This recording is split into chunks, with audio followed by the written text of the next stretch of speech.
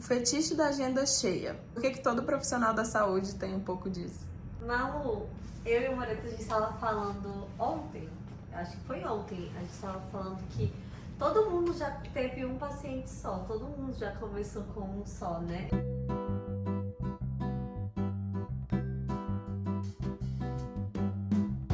Eu comecei com um só e o objetivo nunca foi me vender para que a minha agenda ficasse lotada. Até porque a minha agenda se organiza de uma maneira diferente, por exemplo, da do Moreto. Completamente diferente. Mas a gente estava conversando sobre como que o objetivo final se tornou a agenda estar lotada. E para o psicólogo, especificamente, né, para o psicólogo, é muito difícil fazer essa conta, porque na realidade é um trabalho diferente de médico, nutricionista, que a pessoa vai uma vez a cada um mês, ou então uma vez a cada 3 meses. O psicólogo, a pessoa vai semanalmente, então é muito mais importante que você consiga ter uma agenda flexível, não lotada, mas flexível, porque você vai ter que reagendar seus pacientes, uma agenda onde as pessoas fiquem no processo com você, não há uma rotatividade muito alta. Eu acho que isso que a Hannah tá falando é uma coisa muito importante, porque isso me veio muito na cabeça e a gente estava justamente falando disso ontem, porque quando você começa a atender, e a madrinha da Hannah começou a atender como psicoterapeuta há pouco tempo, eu lembro muito que quando a gente falava disso com amigos e tudo mais, eu tive muita, sei lá, sorte de ter, a minha agenda encheu muito rápido. Primeiro porque eu trabalhava numa clínica, né? Depois no consultório foi outros 500, mas assim, eu trabalhava numa clínica e eu atendia muitas pessoas. E assim, atendia muita gente e o tempo que eu tinha para estudar os casos era muito menor. Então o que eu sentia era que eu não desempenhava da mesma forma. E assim, a minha atenção sustentada não aguentava todos os pacientes da semana. Na minha opinião, é impossível você atender 25, 30 pacientes por semana com qualidade. Tudo bem, tem gente que faz por necessidade, eu entendo, tudo bem.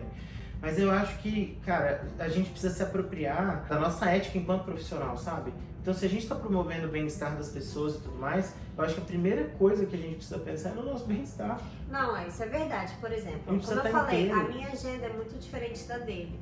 Porque eu separei poucos horários específicos para eu dar conta da demanda de pacientes que chegam para mim e são meus pacientes já. Acho que eu não tenho nenhum paciente com menos de 6 meses hoje comigo. Mas assim, eu não consigo atender todo mundo que chega para mim, porque a minha agenda ela é menor, ela é limitada e eu não tenho como dar conta de mais. Sempre dá vontade. Claro, é muito tentador, gente. É muito tentador você... tá chegando mais gente. Eu amo atender, então eu sempre vou querer dar conta. Mas se eu não tenho tempo, primeiro para sentar lá durante 1 hora, mais ou menos, para ouvir aquela pessoa. Mas além disso, eu tenho que ter tempo para fazer a minha análise pessoal, eu tenho que ter tempo para fazer a minha supervisão, eu tenho que ter tempo para estudar os casos e eu tenho que ter tempo para refletir, para gravar, para ir pro meu outro trabalho. Então, assim... é uma agenda de psicoterapia que ela tem que ser flexível, não tem como você lotar a sua agenda como se esse fosse o objetivo e a única forma de você ser um bom profissional. Ou seja, eu acho que o que resume, né, essa frase de fetiche da agenda cheia é que você ter a agenda cheia não é sinônimo de você ser um bom profissional. E mais, também não é sinônimo de você ganhar muito dinheiro, porque assim...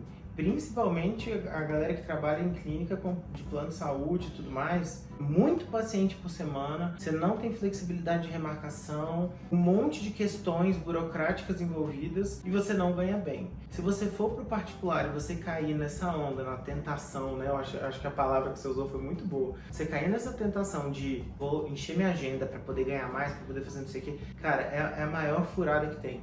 Porque, na verdade, o que faz com que você seja um bom profissional, que seja reconhecido, é o tempo que você tem de dedicação ao consultório, não necessariamente o tempo que você tem de bunda na cadeira atendendo. Então, assim, o quanto você se dedica a pensar nos seus casos, a pensar em recursos criativos diferentes que você pode usar na terapia, a quanto você consegue sentar e ler os relatórios que você escreveu, fazer observações, poder voltar nos assuntos com a pessoa na sessão seguinte, porque eu acho que algumas pessoas têm a impressão de que o paciente senta na nossa frente e a gente começa do zero toda semana. E não é. É muito mais tempo de dedicação do que tempo de atendimento. O meu número mágico, eu brinco, são 18 pacientes. Às vezes que eu passei disso, não foi muito interessante. Quando eu atendia mais criança, que os pais tinham que vir pelo menos uma vez por mês, tinha uma semana, que era a última semana dos meses, que eu atendia todos os pacientes, então 18 mais 5, que eram os pais que iam uma hora por mês. Cara, eu ficava acabado, porque é muito tempo no consultório em atendimento, e não muito tempo no consultório podendo estudar, podendo fazer as coisas. E eu acho que qualquer profissional da saúde, na verdade, precisa pensar nisso. Porque você não pode lotar a sua agenda, por exemplo, e não ter o retorno do paciente no mês seguinte com os exames, ou para trocar dieta, ou para trocar os exercícios, sei lá. Você precisa ter tempo para pensar nas pessoas, esse é o ponto. E esse tempo também precisa entrar o seu cuidado com você. Porque a gente precisa ter tempo para fazer análise, a gente precisa ter tempo para fazer atividade física, a gente precisa ter tempo para se cuidar. Porque não adianta a gente estar aos pedaços, sendo que a gente tem que estar inteiro para os outros. A gente tem que estar inteiro naquela sessão, naquela hora para aquela pessoa.